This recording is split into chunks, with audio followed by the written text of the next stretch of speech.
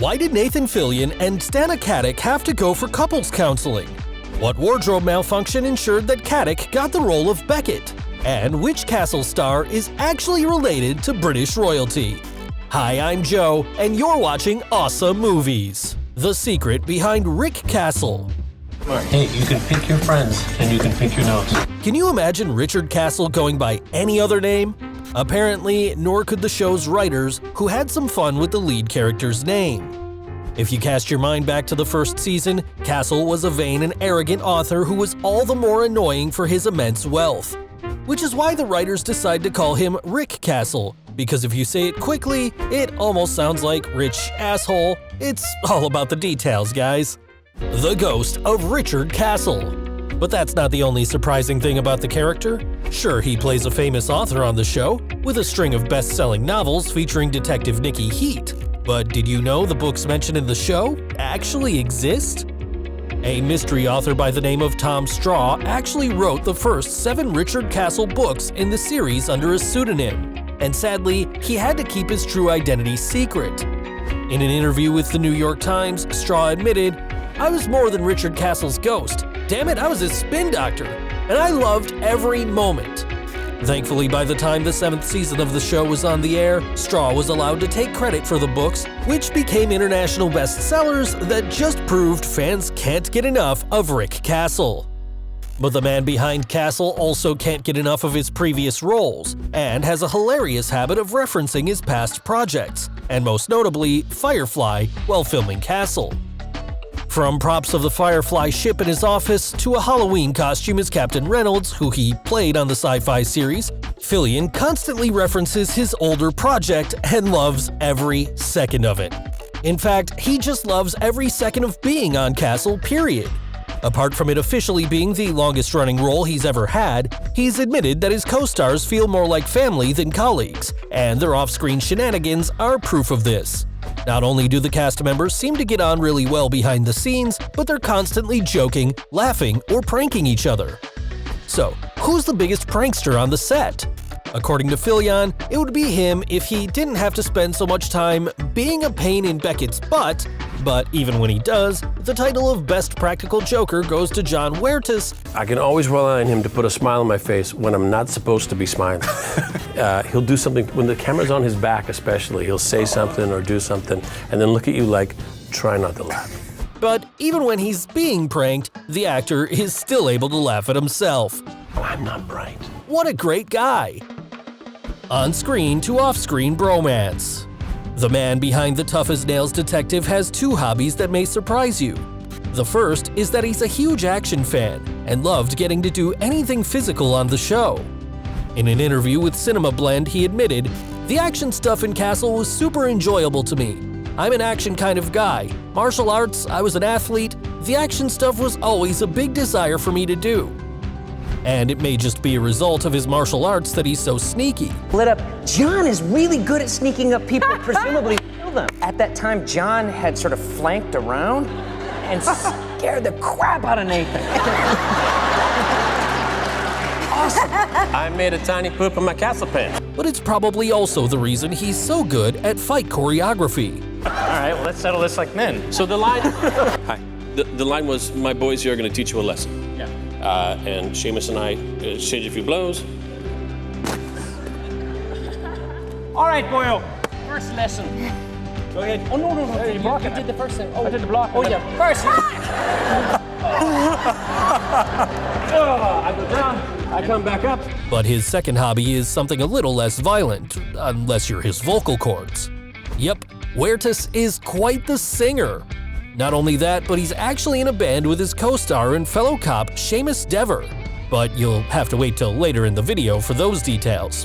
Not only are they in a band together, but the two have become great friends, which means the bromance we see on screen is matched only by the real-life bromance off-screen.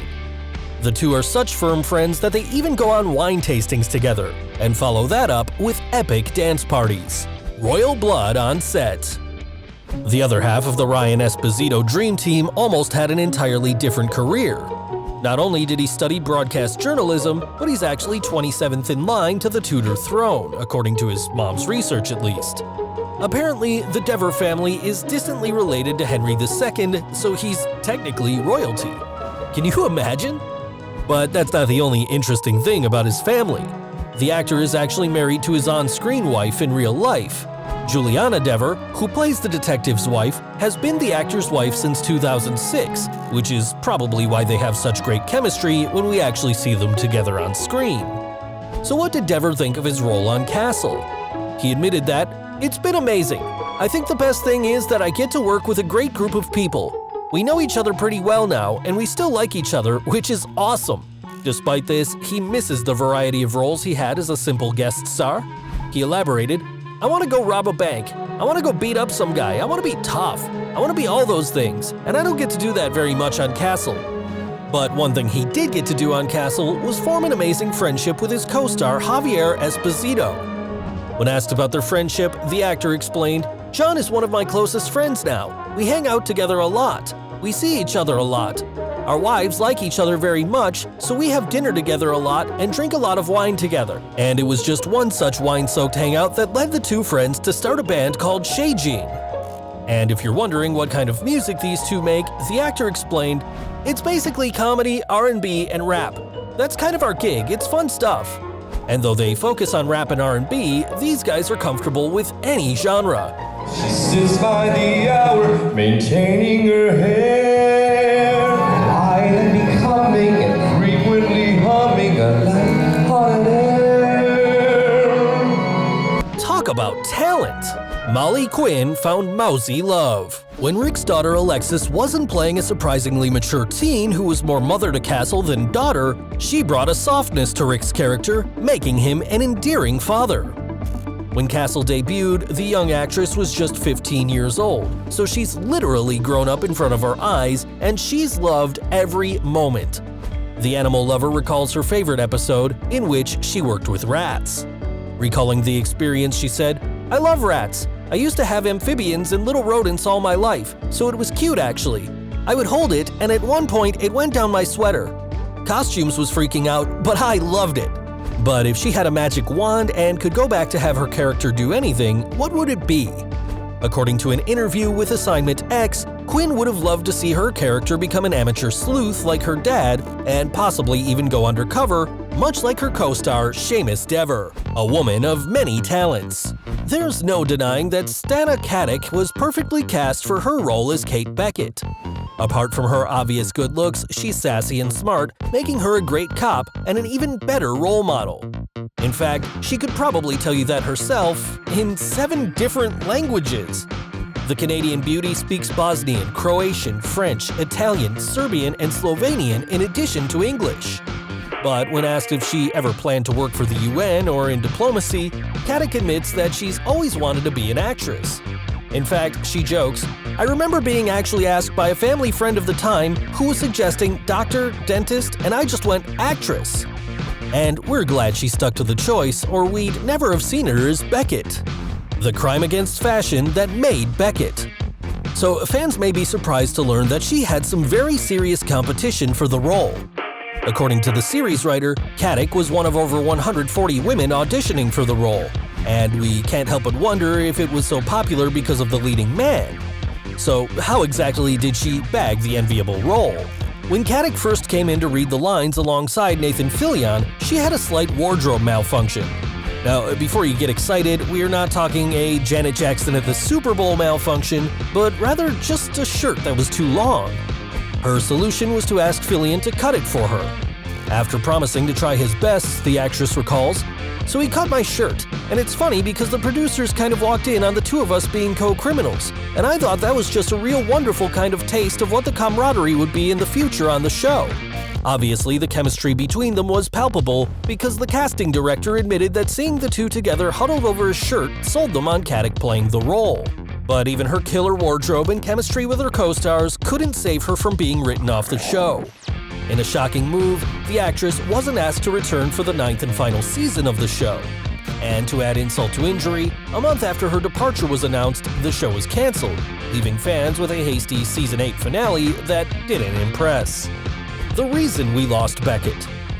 Sadly, we don't have any concrete facts, but there are 2 theories that have gained traction on the internet. The first is that she was too expensive. In 2016, Katic made the Forbes list of the highest-paid women in television for the first time, clocking in at $12 million for the show's 8th season, which some critics have said made her too expensive for another season. Though we're not sure about the logistics of that, the alternative is a sadder prospect. Though we're unable to verify this, the internet is filled with stories and gossip of immense drama and tension between Katic and Fillion, who are rumored to be as unimpressed with each other off-screen as their characters are in love on-screen, to the extent that they even had to go to couples counseling just to be able to work together. Talk about awkward! Though the actress was upset about how her tenure on the show ended, she enjoyed being part of the show. In an interview with Entertainment Weekly, she admitted, "I met so many beautiful people on the show, and we collaborated on something really unique. It was a formative experience, and I can't be anything but glad that I was part of something like that. I hope it remains something special in viewers' minds forever." Don't worry, Stana, it will. Who's your favorite Castle actor? Let us know below, and stay awesome!